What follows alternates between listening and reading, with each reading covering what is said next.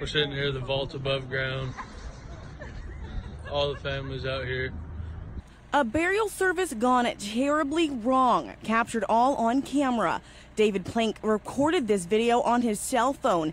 His whole family gathered at Lakewood Memorial Gardens South to say goodbye to a loved one. So we came out here for my great-grandmother's funeral.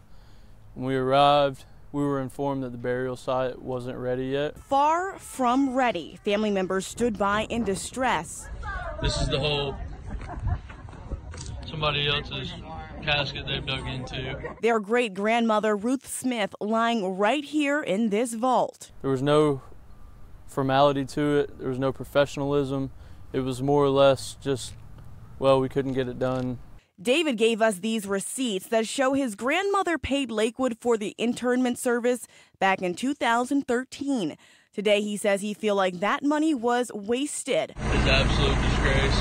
On a burial service he calls disrespectful. My great-grandmother's just sitting here. Groundsmen did eventually get the casket into the plot. They pulled a bulldozer over and just dropped her in the ground. And with one tip of the hat, you can see crews lifting the vault and lowering it.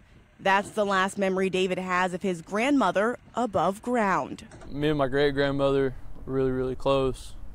It's the only great-grandparent that I knew or had any contact with, and, you know, it hurts.